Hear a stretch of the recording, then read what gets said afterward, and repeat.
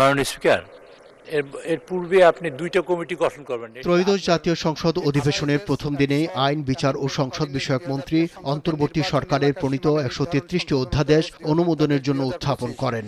Cyber সুরক্ষা অধ্যাদেশ ২০২৫। ওই দিন অধ্যাদেশগুলো যাচাই বাছাইয়ের জন্য ১৩ সদস্যের একটি সংসদীয় বিশেষ কমিটি গঠন করা হয়, যার সভাপতি অ্যাডভোকেট জয়নুল আবেদিন। বুধবার বেলা ২টার পর সংসদের মন্ত্রিসভা কক্ষে বিশেষ কমিটির দ্বিতীয় বৈঠক শুরু হয়। প্রায় ২ ঘণ্টা ধরে চলে বৈঠক। আলোচনার পর সাংবাদিকদের মুখোমুখি বিশেষ কমিটির সদস্যরা।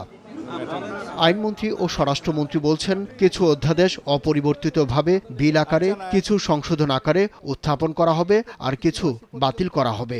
আমাদের প্রায় সবগুলো অধ্যাদেশ নিয়ে কাজ করা হয়েছে। কয়েকটা আছে যেটা আমাদের আরও একটু থ্রেড বেয়ার ডিসকাশন দরকার। আশা করি ২৯ তারিখে আমাদের সবগুলো অধ্যাদেশের উপরে আমাদের পর্যালোচনা শেষ হবে। একটা ভাগ হচ্ছে অধ্যাদেশগুলো যেভাবে উত্থাপিত হয়েছে, প্রণীত হয়েছিল সেভাবে পাশ করা। কিছু কিছু অধ্যাদেশের বিষয়ে কিছু সংশোধনী সহ বিল উত্থাপিত হবে, আর কিছু কিছু বিষয়ে একমত না হলে সেগুলো এই সেশনে ল্যাপস হয়ে যাবে।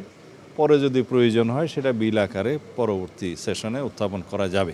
বিরোধী দলের নেতারা বলছেন, অধিকাংশ অধ্যাদেশ নিয়েই একমত তারা। তবে দুদক, পুলিশ সংস্কার কমিশন, বিচার বিভাগ ও গণভোট সহ ২০টি অধ্যাদেশ নিয়ে দ্বিমত তৈরি হয়েছে। যেগুলি দেশের জন্য, জনগণের জন্য কল্যাণকর, পজিটিভ, এই বিষয়গুলিতে কিন্তু আমরা একমত হয়ে গিয়েছি। 18 থেকে 20টি বিষয় ওনারা এখানে উত্থাপন করেছেন, আমরা একমত হইনি।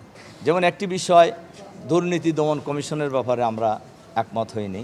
ওনারা বলছেন যে এরপরে গণভোটের ব্যাপারে, এটা খুবই উল্লেখ করার মতো বিষয়। গণভোট বিল আনছেন ওনারা এটা রহিতকরণের জন্য। বিশেষ কমিটির সভাপতি জানালেন, অধ্যাদেশগুলোর অনুমোদন পাওয়া বা না পাওয়া সংসদের উপর নির্ভরশীল। জামায়াতের দাবি অসত্য বলেও মন্তব্য করেন তিনি।